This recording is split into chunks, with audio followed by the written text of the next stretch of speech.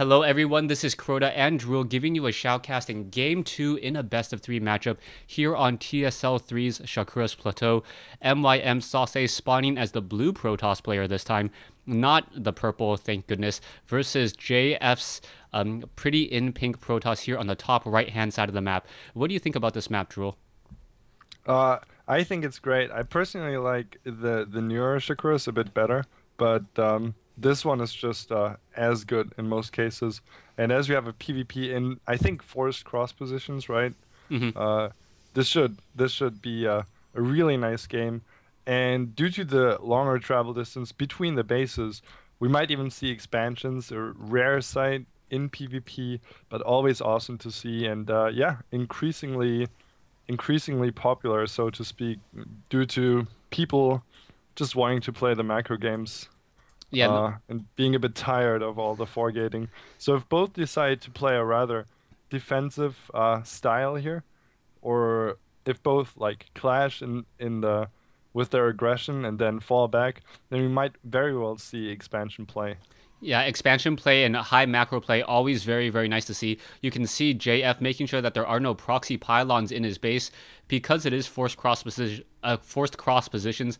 I have seen proxy gateways on this version of the map just because you know exactly where your opponent is. You can kind of warp in a pylon on the low ground, sneak in that gateway, those two gateways, and then force a lot of play. But it doesn't seem that's going to be the case this time around, as both players are now going into gas. So I think it's going to be a pretty defensive game. Gateway in the cybernetics core, a couple sentries, but both players, I think, hopefully want to try to go for the much more macro style, as that does become a little bit more entertaining.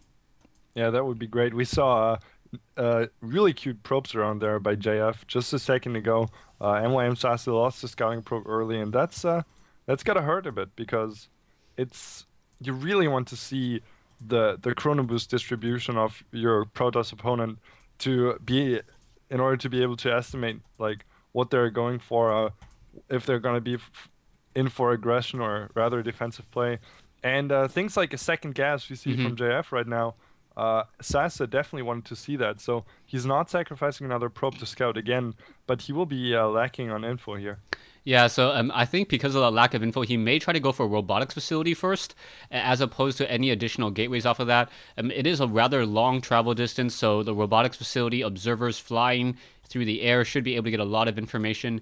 And then we may be in for one of those games. Oh no, SaSe proving me wrong, deciding to go for a gateway instead.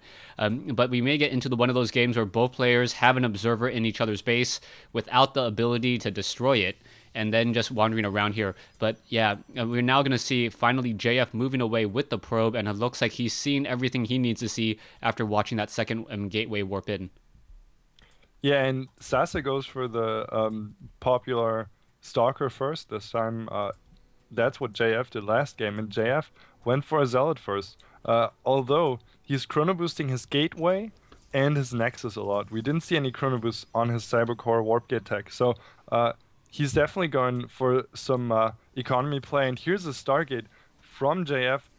Meanwhile, SaSe putting down the Twilight Council. So both with not the standard 4-gate stuff, but with the tech play here, and most likely Blink from SaSe. And that's actually pretty good if JF decides to go for Phoenixes here. So I would give SaSe the edge with his tech choice. But of course, it's all going to come down how the players play it out here. Yeah, definitely. Like strategy wise, I would say SaSe is already beating JF, but it always comes down to execution. Sometimes the rock is so big that it crushes paper, and we'll see if that is going to happen this time around, as we still have a probe coming down and just activating the Zonaga Watchtower. Both players seeing some aggression, but still really no expansions yet. So it doesn't look like we're going to see an expansion for quite some time, as there was somehow a probe and now a stalker coming around on the inside and now getting some damage into SaSe's base. It looks like JF trying to clear out that stalker there, but the stalker already getting 2 kills and one of them off of a sentry, so that was a good trade there. And now SaSe just microwing back and forth, getting a large amount of damage. The Phoenix is out, so the Phoenix perhaps can start graviton beaming some of those stalkers and then picking them off, but that will be a little bit more difficult as Blink is now being completed. I have no idea how that Stalker got in there, but that one surely paid for himself. Got the scouting, got one sentry, which is huge. That's 100 gas for free. And he did get 2 additional probes. So definitely a huge lead early on for SaSe here. With his 4 gateways now completed, which JF sees with his Phoenix, he's going to be able to go in and put some aggression up here. And it's going to be on JF to defend. And really, with the low Phoenix count, it's going to be so hard for JF. And we also already see SaSe with the Forge. He's going to plant down 1 or 2 cannons in his mineral line to be safe against economy harassment from the Phoenixes. And he's going to be aggressive with his Blink Stalkers now. I have no idea how this is going to turn out. But for now, SaSe blinks out and is going to try to reinforce. Yeah, and it's looking like he's doing a good job here. This is what I like to see. Phoenixes are light units, so they take minimal damage from Stalkers, and the Phoenixes are able to actually Graviton Beam the Stalkers, and then allow the other Stalkers to get in some damage. But now you see that JF kind of pushed out a little bit too far in that engagement, and with that, a quick blink getting some damage onto a low hit point Zealot now. And now JF really has to be careful, as JF does have the larger army, but it doesn't really feel like it at this point. Yeah, and SaSe, what he is doing right now, he's not going to blink in and try to kill JF, because we see the Nexus from SaSe, and that's really why Blink Stalkers are so popular in the last few weeks. They're just enabling you to imply pressure on your opponent, but not actually trying to go for the kill.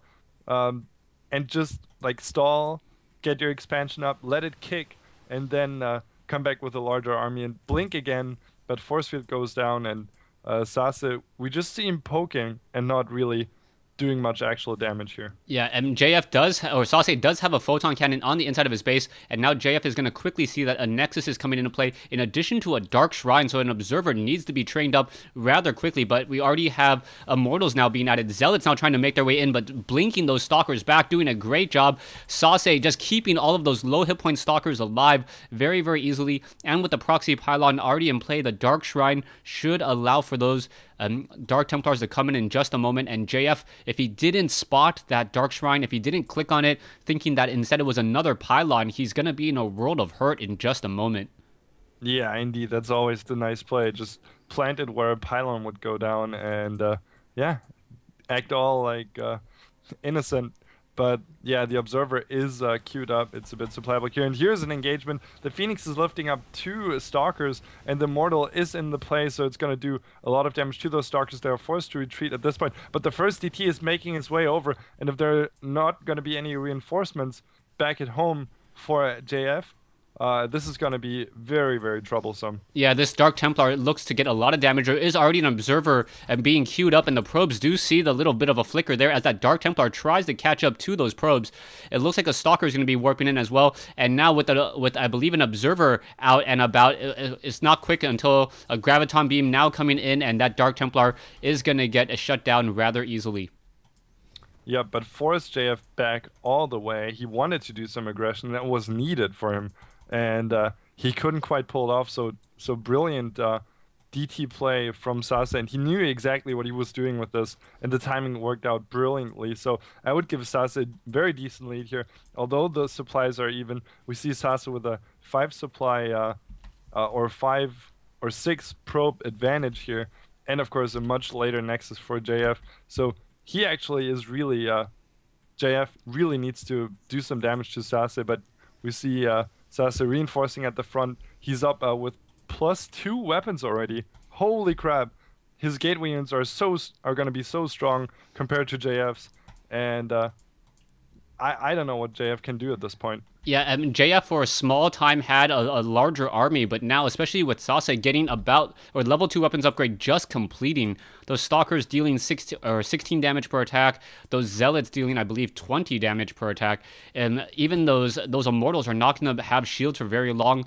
Zealots dealing in 2 rounds of 10 each, able to cut through those shields like a hot knife through butter, and the Stalkers and the Zealots now making their way in. First round of attacks already coming in, and the Stalkers quickly blinking in, going after the Immortal. Down it goes. The Phoenix is arriving to the party a little bit late as both sides are battling it out. Some of those Stalkers are a little bit further behind as the Zealots now going after the sentries, and we never saw any Graviton shields, only a couple force fields, and those force fields didn't even deal that much damage either, as the Stalkers were just able to blink around them. Stalkers blinking look in. At that. Oh my god, the upgrade's just doing so much damage, and this has to be it. SaSe blinking in and cleaning up.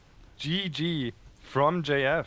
Yeah, I think SaSe just absolutely used his timing on those stalkers very, very well during that early portion of the game. He blinked in, put in aggression, and then that allowed him to buy time and then get the Nexus up and running that he wanted.